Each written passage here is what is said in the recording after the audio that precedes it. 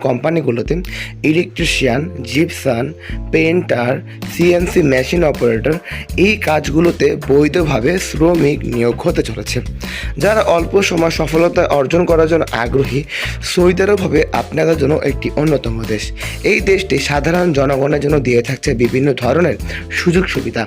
বর্তমানে সৌদি আরবে যারা যাওয়ার জন্য আগ্রহী তারা অবশ্যই কাঙ্ক্ষিত নাম্বারগুলোতে যোগাযোগ করতে পারেন। বর্তমানে সৌদি আরব অত্যন্ত একটি সফল এবং প্রতিষ্ঠিত দেশ।